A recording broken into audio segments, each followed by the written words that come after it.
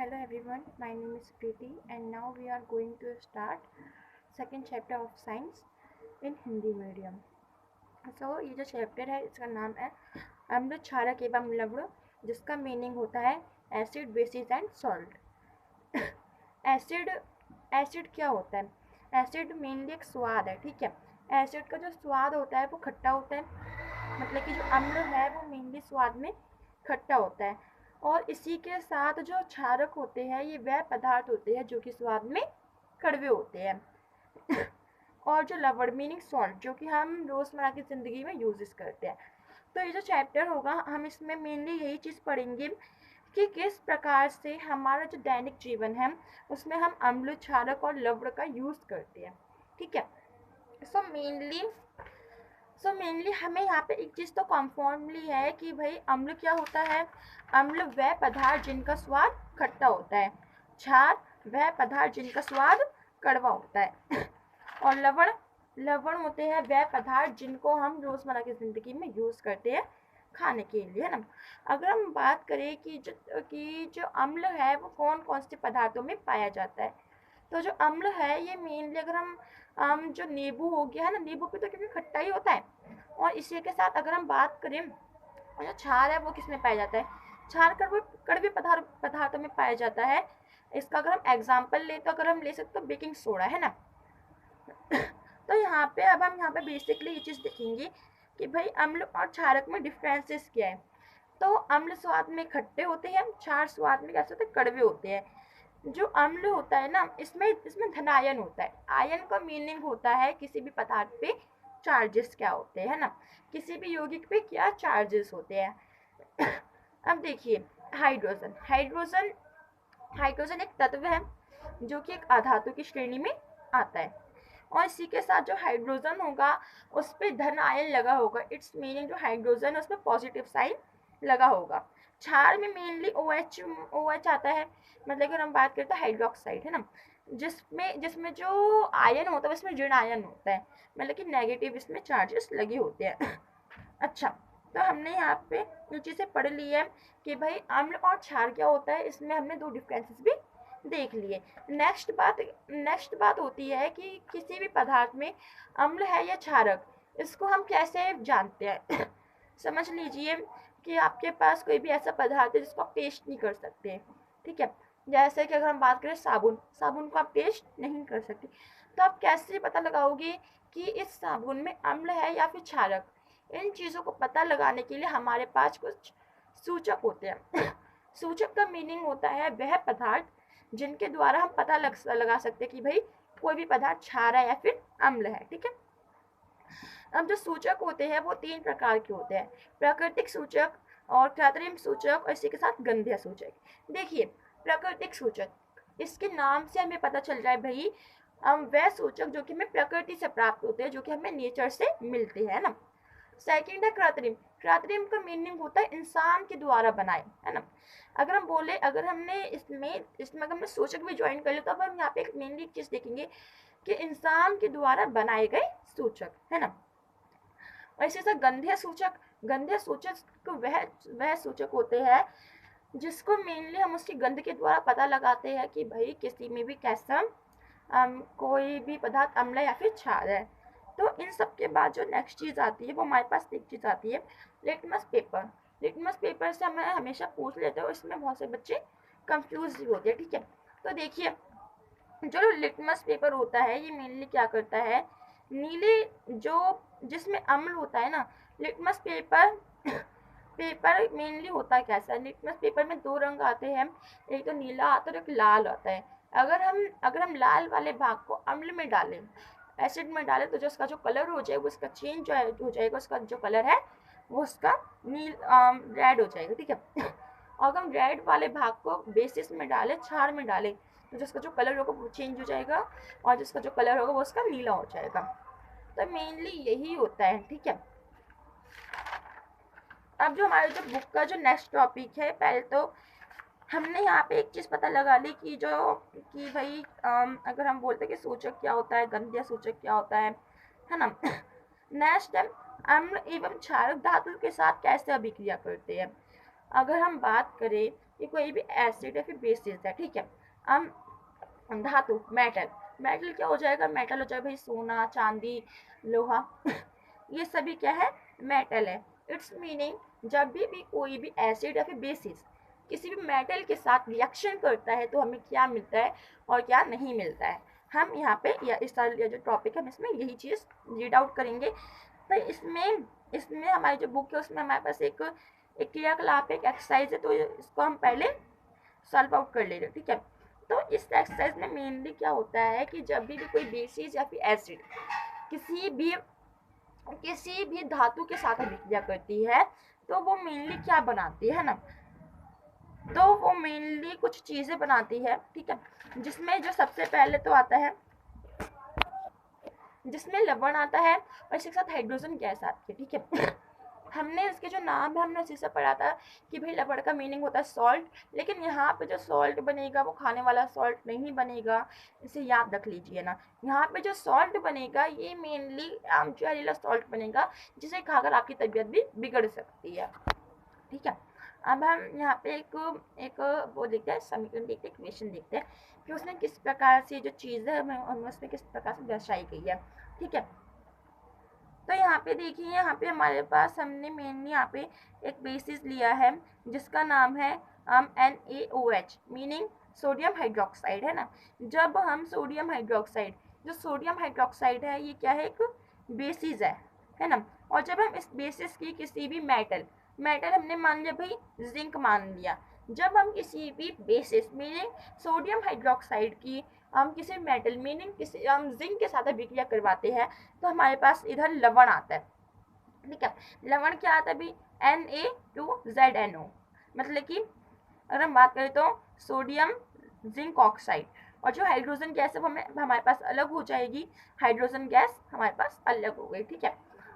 अब आपके पास एक क्वेश्चन आता है कि आप ये कैसे पता लगाओगे कि किसी भी धातु के साथ किसी भी अम्ल के साथ अभिक्रिया हो रही है। इट्स मीनिंग ये पता लगाने के लिए आपके पास एक वो होता है, जब भी कोई भी धातु है ना अम्ल के साथ अभिक्रिया करती है तो वो पॉप साउंड निकालती है, और जो चीज़ है वो हमने 8 क्लास में भी अच्छे से पढ़ ली थी। अब जो यहाँ पे जो नेक्स्ट टॉपिक, अब इसी के साथ आपके पास एक क्वेश्चन और आता है कि हमें कभी भी जब भी अगर हम कोई भी खट्टा पदार्थ पीतल या फिर तांबे के बर्तन में रखते हैं तो हमें क्यों नहीं रखना चाहिए, फिर वो क्यों खराब हो जाते हैं, ठीक है। मेनली क्या होता है मैंने आपको क्या बताया कि जब भी कोई बेसिस या फिर एसिड किसी भी मेटल के साथ अभिक्रिया करता है तो वो जहरीला लवण निकालता है ना। अगर हम ऐसी बात करें कि हमारे पास कोई भी खट्टा पदार्थ मतलब कि हम नींबू ले लें, है ना, नींबू अगर या फिर अगर हम दही रखें, इसमें रख दे भाई दही एक खट्टा पदार्थ है, ठीक है। अगर हम इस दही को मेनली किसी पीतल या फिर किसी भी धातु में रख दे, ठीक है, तो क्या होगा, उसका टेस्ट बिगड़ जाएगा, इससे खाने समय तबीयत बिगड़ जाएगी क्यों बिगड़ जाएगी, इससे खाने समय तबीयत इसलिए बिगड़ जाएगी क्योंकि तुम दोनों क्या करेंगे, रिएक्शन करेंगे और जहरीले रबड़ का वो क्या करेंगे, निर्माण करेंगे। इसमें मेनली आपका तांबा आता है, ठीक है। सो आई थिंक इतना आपको क्लियर हो गया होगा अब देखिए, हम ये जो चैप्टर होता है ना इतना ज़्यादा वो नहीं है, जैसे हम बोलते लेंथी भी नहीं है, ठीक है, बहुत ज़्यादा ईजी चैप्टर है, बस इसको हमें समझना है अच्छे से। तो यहाँ पे जो नेक्स्ट टॉपिक है वो भी ईजी है धातु कार्बन तथा धातु हाइड्रोकार्बोनेट के साथ कैसे अभिक्रिया करती है ना। तो यहाँ पे हमसे बोला किया गया है कि जब भी कोई भी धातु कार्बोनेट है ना किसी किसी भी अम्ल के साथ अभिक्रिया करती है तो हमारे पास क्या आता है या फिर हमारे पास क्या निकल के आता है। इतनी याद रख लीजिए कि जो इक्वेशंस होंगी वो आपको मेनली यहाँ पे याद करनी पड़ेगी, ठीक है ना। जब आप इससे इक्वेशंस को याद करोगे ना तो आपको कुछ भी परेशानी नहीं आएगी, और ईजी सी बात है कि हमने जो इक्वेशंस है वो हमने पहले चैप्टर में पढ़ ली थी, ठीक है। तो यहाँ पे अब हम यहाँ पे एक वो देखते हैं, हम छोटी सी इक्वेशन मैं आपको बताती हूँ, ठीक है Na2CO3, ये क्या है, Na मतलब कि सोडियम, CO3 मतलब कार्बोनेट, अगर हम बोलते हैं सोडियम कार्बोनेट, है ना तो यहाँ पे सोडियम कार्बोनेट की अभिक्रिया हो रही है HCl क्या है, एक अम्ल है, कौन सा अम्ल भाई, ये हाइड्रोक्लोरिक अम्ल है। तो यहाँ पे हमने देखिए कि कोई भी कार्बोनेट और कोई भी अम्ल क्या कर रहा है, अभिक्रिया कर रहा है। अब ये अभिक्रिया करके क्या बनाते हैं हमें ये चीज़ देखनी है भाई ये बना है सोडियम क्लोराइड। सोडियम क्लोराइड क्या है, एक लवण है ना, एक जहरीला लवण है। प्लस में H2O, H2O क्या है, जल है ना, प्लस में CO2, CO2 क्या है, कार्बन डाइऑक्साइड है। तो इस रिएक्शन में हमने मेनली एक चीज देखी है कि जब भी कोई भी धातु है ना, किसी धातु कार्बोनेट किसी भी अम्ल के साथ अभिक्रिया करता है, रिएक्शन करता है, तो ये मेनली तीन चीजें बनाता है, लवण भाई नमक, जहरीला नमक, जल भाई जल, है ना, और जो कार्बन डाइऑक्साइड, कार्बन डाइऑक्साइड। ज़्यादा टफ नहीं है, बस आप लोग इस बात का बटंगर बना देते हो कि भाई हमें याद नहीं हो रहा है, ये याद नहीं करना, बस आपको जो चीज़ है वो आपको इसे समझनी है, ठीक है। अब जो नेक्स्ट देखिए, अम्ल एवं क्षार परस्पर कैसे अभिक्रिया करते हैं। इसका मीनिंग है कि समझ लो हमारे पास अम्ल है, एसिड है ना, और बेसिस है तो ये किस प्रकार से रिएक्शन करते हैं। इतना याद रख लीजिए कि जब भी कोई भी अम्ल के साथ कोई बेसिस रिएक्ट करेगा तो हमारे पास लवण प्लस जल आएगा, है ना। अगर हम बात करें भाई, समझ लीजिए कि मेरे पास नींबू है और मेरे पास क्या है, साबुन है, ठीक है, या फिर बेकिंग सोडा है, ये तो दोनों जब रिएक्ट करेंगे तो मेरे पास एक जहरीला नमक का किसके एक साथ मेरे पास जल भी आएगा, ठीक है। देखिए अभी हम यहाँ पे एक रिएक्शन लिखते हैं, NaOH मतलब कि सोडियम हाइड्रोक्साइड, है ना, जो सोडियम जो हाइड्रोक्साइड है वो भी जल में है। HCl एक अम्ल है, आपको पता है ना, और ये मिलके क्या बना रहा है, NaOH, क्या है ये, basis, basis plus acid equals में NaCl, सोडियम क्लोराइड जो कि एक लवण है, जहरीला लवण है ना, प्लस में H2O मतलब कि जल। तो अब हम इसमें मेन ये चीज़ देखते हैं कि जब भी कोई भी बेसिस या फिर जब भी कोई भी बेसिस और एसिड साथ में रिएक्ट करते हैं तो ये मेनली क्या बनाते हैं भाई, ये मेनली अगर हम बोलते हैं लवण, है ना, जहरीला लवण बनाते हैं। पेपर में जहरीला लिख किया है ना, तो मेरे पास आपको लवण लिख के आना है और जल बनाते हैं। इतना टफ नहीं है, बस आप लोगों ने इसको बतंगर बनाया, इसको आप थोड़ा सा अच्छे से पढ़ लोगे तो आप इतना टफ नहीं लगेगा, और जब मैं बता रही हूँ ना, आई थिंक यही आएगा, ठीक है। अब यहाँ पे हमने ना, यहाँ पे बोला भी अम्लों के साथ धात्विक ऑक्साइडों की अभिक्रिया है। अब देखिए हम यहाँ पे एक वाक्य आपकी बुक में लिखा है, मैं पढ़ रही हूँ, रंग नील हरित हो जाएगा एवं कॉपर ऑक्साइड घुल जाता है। विलयन विलयन का नीला हरित रंग अभिक्रिया में कॉपर क्लोराइड के बनने के कारण होता है। धातु ऑक्साइड एवं अम्ल के बीच होने वाली सामान्य अभिक्रिया निम्नलिखित प्रकार से लिखी जाती है। एक चीज ध्यान रख लीजिए आप हमेशा कि कोई भी धात्विक सॉरी ऑक्साइड धातु, ठीक है, जैसे कि ऑक्साइड धातु प्लस अम्ल बनता है, अम्ल अगर रिएक्ट करता है, अगर ये जैसे बोले तो रिएक्ट करता है तो ये लवण प्लस जल बनाता है ना। यहाँ पे आपको ठीक है, ये चीज़ याद रख लोगे कि भाई जब भी कोई भी धातु ऑक्साइड प्लस अम्ल बनता है, अम्ल रिएक्ट करता है तो ये लवण प्लस जल बनाता है, लवण प्लस जल बनाता है, ठीक है। जो नेक्स्ट पॉइंट है वो आपका क्षारक के साथ अधात्विक ऑक्साइडों की अभिक्रिया। हमने पिछली बार क्या पढ़ा, हमने पिछली बार ये पढ़ा था कि भाई धात्विक ऑक्साइडों की अभिक्रिया अम्ल के साथ हुई है। इस बार हम क्या पढ़ेंगे, अधात्विक मतलब कि वह धातु अधात्विक ऑक्साइड, वह ऑक्साइड जो कि अधातु है, ठीक है, प्लस में हम यहाँ पे किसकी एक तरह से अभिक्रिया होगी, बेसिस की अभिक्रिया होगी, और ये दोनों दोनों मिलकर भी लवण प्लस जल का ही निर्माण करेंगे, ठीक है। इसमें कोई आपको डाउट नहीं आना चाहिए, इजी है। तब यहाँ पे आप नेक्स्ट देख लीजिए भी कि सभी अम्ल एवं क्षारकों में क्या समानता है, ठीक है। यहाँ पे देखिए, आपके 2 नंबर के क्वेश्चन में आ सकता है। देखिए अम्ल के ऊपर भी आयन होते हैं, है ना, अम्ल के ऊपर भी चार्जेस होते हैं, और जो क्षार होता है उसके ऊपर भी चार्जेस होते हैं ना, दोनों के ही ऊपर चार्जेस होते हैं, है ना, दोनों के ऊपर आयन होते हैं। अब इन आयनों का अर्थ है मतलब कि इनमें विद्युत है, ठीक है ना।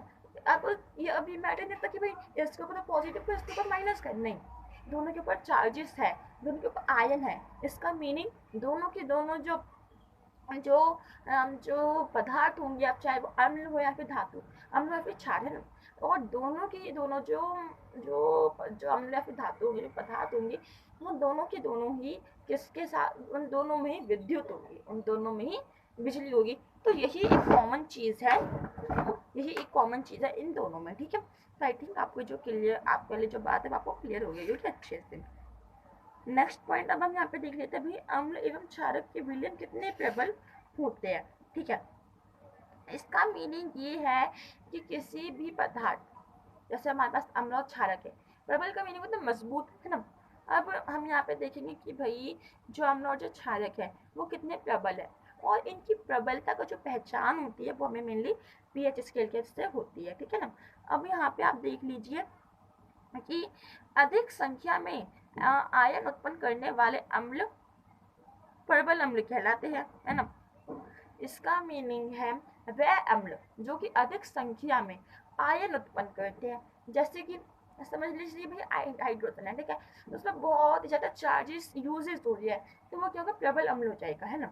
और हमारे पास दूसरा कोई भी पदार्थ है जिसमें कम चार्जेस हो रहे हैं, उत्पन्न हो रहे हैं, कम चार्जेस का निर्माण हो रहा है, तो वो क्या हो जाएगा, वो हमारा दुर्बल अम्ल कहलाएगा। इसी तरह से क्षार में भी होता है, क्षार भी दो प्रकार के होते हैं भाई, कौन कौन, दुर्बल और प्रबल। प्रबल जिसमें ज्यादा से ज्यादा क्या हो, कम आयन हो, ठीक है, और दुर्बल जिसमें कम आयन हो। तो दैनिक जीवन में पीएच का महत्व, अब हमने यहाँ पे एक चीज देखी थी कि भाई पीएच का मीनिंग क्या होता है ना। पीएच स्केल वह स्केल होता है जिसको हम, जिसके द्वारा हम पता लगा सकते हैं कि भाई कोई भी चीज, है ना, वो उसमें कितना अम्ल है, उसमें कितना क्षार है।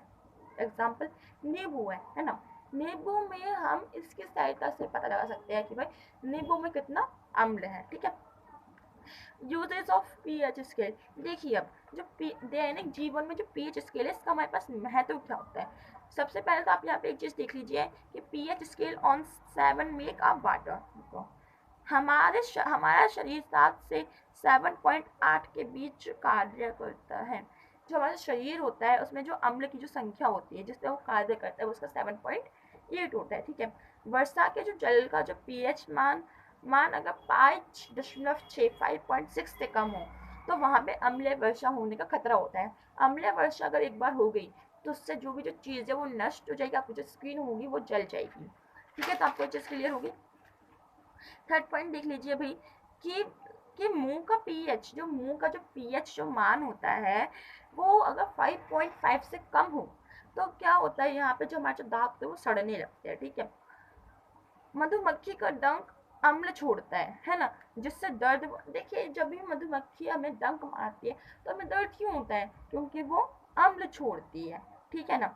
अब आपको जो चीज़ है वो आपको अच्छे से याद हो गई होगी, आपको अच्छे से समझ में आ गया होगा कि भाई पीएच स्केल क्या है और इसके यूजेस क्या है ना, कितने में कितना होना चाहिए, कितने में कितना नहीं होना चाहिए। ठीक है, अब यहाँ पे जो आपको जो नेक्स्ट टॉपिक है उसका नाम है लवण परिवार। ठीक है, देखिए जो लवण जो परिवार होता है ये आपके लिए इम्पोर्टेंट नहीं है। ठीक है, लवण परिवार क्या होता है भाई, कुछ मेन इम्पोर्टेंट जो नमक होते हैं उसका कुछ समूह होता है जिसको हम लवण परिवार कहते हैं। ठीक है, लेकिन हम इस लवण परिवार में हम कुछ लवणों के बारे में पढ़ेंगे जो कि इम्पोर्टेंट है। तो इसमें जो सबसे पहले जो नंबर पर होता है सोडियम हाइड्रोक्साइड, है ना। अगर हम इसको इसका रासायनिक नाम बोलते हो हम NaOH। ठीक है, देखिए इसका उत्पाद कैसे होते, बनता कैसे है। सोडियम क्लोराइड के जलने विलयन में विद्युत प्रवाहित उसे करने पर वियोजित होकर सोडियम हाइड्रोक्साइड बनता है। इसका मीनिंग है सोडियम क्लोराइड का हमारे पास विलयन है। ठीक है, हमने इस विलयन में क्या करा जो विद्युत होता है ना वो हमने इसमें डाल दिया। ठीक है, हमने इसमें बिजली डाल दी। अब इस बिजली से क्या होगा, हमारे पास सोडियम हाइड्रोक्साइड निकल के आ जाएगा, भी सोडियम हाइड्रोक्साइड बन के आ जाएगा। ठीक है, अब देखिए भाई इसका यूज कहाँ पे होता है, सोडियम हाइड्रोक्साइड का सबसे पहले तो जो यूज होता है उसका होता है पानी को शुद्ध करने में, पानी को शुद्ध करने में भाई इसका यूज होता है। सेकंड पॉइंट क्या है, पेपर सोप बनाने में। ठीक है, पेपर सोप बनाने में इसका यूज होता है। ईंधन बनाना, ईंधन मतलब कोयला, है ना, और इसी के साथ जो पेट्रोल इन सबको एक तरह से बनाने में इसका यूज होता है। ठीक है, अब देखिए विरंजक चूर्ण का मतलब होता है ब्लीचिंग पाउडर। जो ये जो ब्लीचिंग पाउडर है ये मेनली जो वुमेन्स होती है वो यूज करती है। ठीक है, अपनी जो त्वचा है उसमें निखार लाने के लिए। तो आप एक चीज देख लीजिए कि जो विरंजक जो चूर्ण है उसका रासायनिक नाम क्या है, इसका रासायनिक नाम है CaOCl2, मतलब कि कैल्शियम ऑक्साइड क्लोराइड। ठीक है, अब इसका उत्पाद कैसे होता है, शुष्क बुझा हुआ चूना। शुष्क का मीनिंग होता है गर्म, है ना, पर क्लोरीन की अभिक्रिया मतलब कि जब भी क्या होता है, शुष्क भुजा मतलब कि जो गर्म जो चूना होता है, ठीक है, उस पर जब भी अगर हम क्लोरीन डालते हैं तो ये निर्माण होता है, ठीक है। अब यहाँ पे देख लीजिए इसका यूज। अब हम यहाँ पे तो पहले जिसको जो इक्वेशन है वो देखेंगे भाई। कैल्शियम हाइड्रोक्साइड प्लस हमने Cl2 कर दिया, बस क्या बन के आ गया, हम कैल्शियम ऑक्साइड क्लोराइड है ना, प्लस में मेरे पास जल बन के आ गया, ठीक है। अब इसके यूजेस क्या है, सूती वस्त्र बनाने में इसका यूज होता है, ठीक है। सेकंड जो पॉइंट है वो है कागज की फैक्ट्री में लकड़ी के मंजन के लिए विरंजक मज्जा, मज्जा के मिलों की जो लकड़ी होती है उसकी जो परत होती है ना, उसको निकालने के लिए फिर से जो पेपर शीट बनाई जाती है उसके लिए इसका यूज होता है। जल को कीटाणु मुक्त बनाता है, मतलब कि जल में कीटाणु नहीं रहने देता है, तो इसमें इसका यूज होता है, ठीक है। इसके बाद हमारे पास क्या आता है, इसके बाद हमारे पास आता है बेकिंग सोडा। बेकिंग सोडा का जो रासायनिक नाम है वो है इसका सोडियम हाइड्रोकार्बोनेट, है ना। और इसकी जो अभिक्रिया है वो इसकी मेनली है sodium chloride plus carbon dioxide gas plus जल प्लस में अमोनिया, है ना। प्लस में बनाता है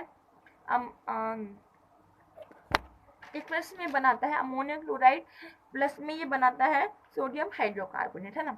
अब इसका यूजेस कहाँ का यूज सबसे पहले होता है खाना पकाने में, ठीक है ना। खाना पकाने में बेकिंग सोडा का यूज होता है। जैसे कि छोले को भाई हम जो, अगर आपने देखा तो छोले जो भटूरे होता है उसमें हम बेकिंग सोडा यूज़ करते हैं, छोटे जो सब्जी होती है उसमें भी हम यूज़ करते हैं ताकि वो जल्दी से जल्दी पक जाए, है ना। फूड डाइजेस्ट के लिए आपको पता होगा कि हमारे पेट में कभी भी एसिडिटी हो जाती है और हम इनो पीते हैं, जो इनो होता है उसमें बेकिंग सोडा मिला हुआ होता है। और बर्तनों को क्लीन करने में भी इसका बहुत बड़ा यूज़ होता है। फायर एक्सीलेटर मतलब कि आग बुझाने में भी इसका यूज़ होता है ना। वॉशिंग सोडा मतलब जो कपड़े धोने का जो सोडा होता है इसका भी मेनली यूज़ होता है, जिसको अब यहाँ पे इसकी अगर हम अभी या देखें तो सोडियम कार्बोनेट प्लस में 10 अणु के जल, ठीक है ना, इक्वल से बनाता है सोडियम सोडियम कार्बोनेट, है ना, पॉइंट में मल्टीप्लाई में 10H2O। इसका उपयोग कहाँ पे होता है भाई, कांच तथा साबुन के कागज के उद्योग में। मतलब कि ये कैसे, ये जो घरों में जो सफाई करने का जो भी काम होता है ये वो वाला कार्य होता है, ठीक है। तो यहाँ पे आपका जो चैप्टर है वो आपका क्लियर हो गया है। और अब आप यहाँ पे ये चीज़ देख सकते हैं कि भाई मैंने जो आपका जो चैप्टर है वो मैंने आधे घंटे से भी कम समय में पूरा का पूरा कर दिया है ये। और रही बात इसके जो नोट्स है वो मैं आपको भेज दूँगी।